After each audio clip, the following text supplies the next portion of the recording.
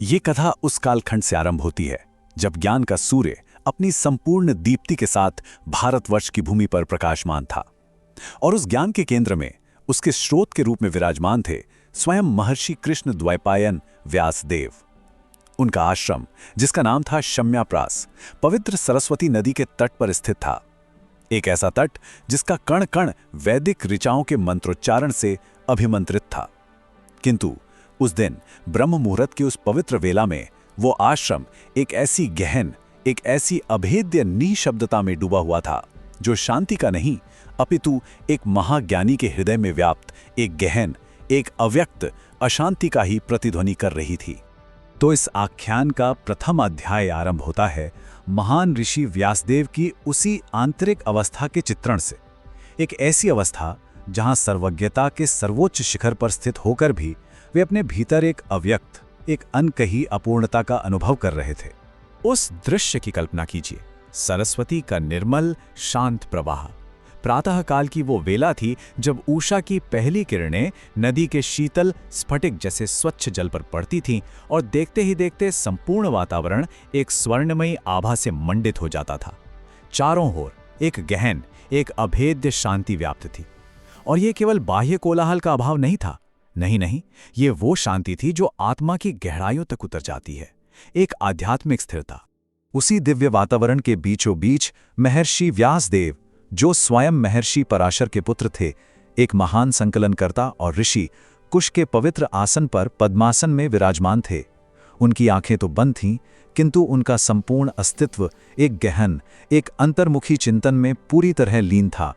उनका स्थिर शरीर, उनकी संधी हुई श्वास, सब कुछ किसी योगी की उच्चतम अवस्था का प्रमाण दे रहा था। परंतु उनके मुखमंडल पर वो परमानंद की आभा नहीं थी जो ऐसे महान साधक का एक सहज श्रृंगार होती है। उनके शरीर पर श्वेत कौशे अंतरीय यानी कि सफेद रेशमी वस्त्र था, जिसकी धवलता मानो उनके चरित्र की निर्मलता और सात्विकता का ही प्रतीक हो। उनके प्रशस्त ललाट पर मलैज चंदन से बना एक ऊर्ध्वपुंड तिलक सुशोभित था, एक ऐसा सात्विक चिन्ह जो उनकी भगवत परायणता का सूचक था। किंतु आज ऐसा प्रतीत हो रहा था मानो उस दिव्य चिन्ह पर भी किसी अज्ञात चिंता के सूक्ष्म मेघ ने अपनी छाया डाल दी हो। उनके कृतित्व की विशालता पर एक दृष्टि डालिए। उन्होंने ही ज्ञान की उस अनंत राशि, वेदों को साधारण मनुष्य के लिए सुगम बनाने हेतु 4 भागों में विभाजित किया था। उन्होंने ही धर्म, अर्थ, काम और मोक्ष के संपूर्ण ज्ञान को अपने में समेटते हुए इतिहास और दर्शन के उस महान ग्रंथ महाभारत की रचना की थी। और इतना ही नहीं, उन्होंने 18 महापुराणों का संकलन कर देवों, ऋषियों और ब्रह्मांड की संपूर्ण कथाओं को लिपिबद्ध किया था। वे वस्तुतः संपूर्ण ज्ञान के अधिपति के रूप में स्थापित हो चुके थे। और यही इस पूरे आख्यान का केंद्रीय रहस्य है। यही वो प्रश्न है जो आज भी गूंजता है। समस्त ज्ञान के महासागर को अपने भीतर समेट लेने के बाद भी उनके अंतःकरण में एक ऐसी रिक्ति थी, एक ऐसा अव्यक्त शून्य था जिसे वे स्वयं भी कोई नाम नहीं दे पा रहे थे। ये एक ऐसी आध्यात्मिक प्यास थी जिसे ज्ञान का वो संपूर्ण महासागर भी शांत नहीं कर पा रहा था। उनका हृदय परिपूर्णता के उस अंतिम शिखर को स्पर्श करने से वंचित था। व्यासदेव की वो व्याकुलता किसी सांसारिक अभाव के कारण नहीं थी, बल्कि यह एक सूक्ष्म किंतु अत्यंत महत्वपूर्ण आध्यात्मिक अपूर्णता के बोध से जन्मी थी। उन्हें यह अनुभव हो रहा था कि उन्होंने अपने ग्रंथों में धर्म के नियमों का, कर्म के विधान का और मोक्ष के मार्गों का तो बहुत विस्तृत वर्णन किया, किंतु उन्होंने भगवान की उन विशुद्ध, अहेतुकी और दिव्य लीलाओं का वो गुणगान नहीं किया जो आत्मा का वास्तविक भोजन है। उन्होंने विधि विधानों पर तो बहुत बल दिया, किंतु प्रेम और रस की उस पराकाष्ठा का चित्रण कहीं गौण रह गया था। और कहते हैं कि जब साधक के हृदय में सच्ची व्याकुलता जन्म लेती है, तब परमात्मा अपने किसी दूत के रूप में मार्गदर्शन अवश्य भेजते हैं। व्यासदेव के उसी गहन चिंतन के मध्य उस दिव्य उत्प्रेरक का आगमन हुआ, जो उस अनकहे उथल पुथल को अपनी दिव्य दृष्टि से देख सकते थे। सहसा आश्रम का वो शांत वातावरण एक अलौकिक झंकार से गूंज उठा। ये कोई सांसारिक ध्वनि नहीं थी, ये थे देवर्षि नारद के हाथों में सुशोभित उनकी प्रिय महती वीणा से निकलने वाले दिव्य स्वर, जिनके तार तार से केवल एक ही नाम की गूंज निकल रही थी, नारायण नारायण। और उस नाम ध्वनि के साथ ही स्वयं देवर्षि नारद वहां सूर्य के समान प्रकट हुए। देवर्षि नारद का स्वरूप साक्षात सात्विक तेज का एक महासागर प्रतीत हो रहा था। उन्होंने भगवान नारायण के प्रिय पीत कौशे वस्त्र धारण कर रखे थे।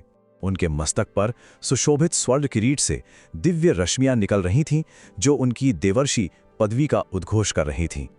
उनके संपूर्ण विग्रह से एक ऐसा दैदीप्यमान प्रकाश निकल रहा था, जिसने शम्याप्रास आश्रम के वातावरण को और भी अधिक पवित्र और तेजोमय बना दिया था। अपने गुरु देवर्षि नारद को समक्ष देखकर व्यासदेव तत्क्षण अपने आसन से उठ खड़े हुए। उन्होंने पूर्ण श्रद्धा और विनम्रता से उन्हें प्रणाम किया, शास्त्रोक्त विधि से उनका पूजन किया और उन्हें अपने से भी श्रेष्ठ आसन पर विराजमान होने के लिए निवेदन किया। और यह दृश्य देखने योग्य था कि गुरु के दर्शन मात्र से व्यासदेव के भाल पर चिंता के मेघों से आवृत वह चंदन का तिलक पुनः अपनी पूर्ण आभा के साथ दे दीप्यमान हो उठा। और अब हम उस ऐतिहासिक संवाद की ओर बढ़ते हैं, जहां एक शिष्य ने अपनी आध्यात्मिक व्याधि अपने गुरु के समक्ष रखी और गुरु ने उसके मूल कारण का निदान कर उस परम उपचार का विधान किया। एक ऐसा उपचार जिसने आने वाले संसार को एक अमूल्य निधि प्रदान की। व्यासदेव को आदरपूर्वक बिठाकर देवर्षि नारद ने अपनी दिव्य दृष्टि से उनकी आंतरिक रिक्तता को एक क्षण में ही पहचान लिया। वे स्नेहपूर्वक मुस्कुराए और एक मृदु किंतु अत्यंत मार्मिक प्रश्न किया। हे पाराशर्य, हे महाभाग, आपने तो वेदों का विभाजन किया है, महाभारत जैसा अद्भुत ग्रंथ रचा है, आप सर्वज्ञ हैं, फिर भी आपका मुखमंडल इस प्रकार म्लान क्यों है? आप किस गहन शोक में डूबे हुए हैं?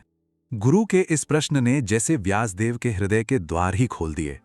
उन्होंने अत्यंत विनम्रता से उत्तर दिया, हे देवर्षि, आप सर्वज्ञ हैं, आपसे कुछ भी छिपा नहीं है। सत्य यही है कि ये सब कुछ करने के उपरांत भी मेरी आत्मा परितृप्त नहीं है। मेरा हृदय स्वयं मुझसे प्रश्न कर रहा है कि वो कौन सी कमी रह गई जिसके कारण मुझे वो शांति, वो कृतकृत्यता का अनुभव नहीं हो रहा। हे गुरुदेव, कृपा करके मेरे इस असंतोष के मूल कारण का भेदन कीजिए। तब नारद जी ने उस परम रहस्य का उद्घाटन किया जो प्रत्येक रचनाकार और साधक के लिए एक ध्रुव सत्य है। उन्होंने कहा, हे व्यास, तुमने जो कुछ भी लिखा वो महान है, इसमें कोई संदेह नहीं, किंतु उसमें एक त्रुटि रह गई। वह वाणी, वह साहित्य जिसमें भगवान के निर्मल यश का प्रमुखता से गान नहीं होता, उसे ज्ञानीजन वायसम तीर्थम कहते हैं, अर्थात वह कौओं का तीर्थ है जो केवल सांसारिक उच्छिष्ट में रुचि रखते हैं। वह परम हंसों, उन हंसतुल्य सिद्ध पुरुषों का आश्रय स्थल नहीं बन सकता जो केवल मानसरोवर के मोती ही चुकते हैं। नारद जी ने और स्पष्ट करते हुए कहा, आपने अपने विशाल कार्यों में धर्म और कर्म के जटिल नियमों पर अधिक बल दिया, किंतु आपने भगवान के निर्मल यश के गान को, उनकी अमोघ लीलाओं के वर्णन को उस रूप में प्रधानता नहीं दी जैसी कि देनी चाहिए थी।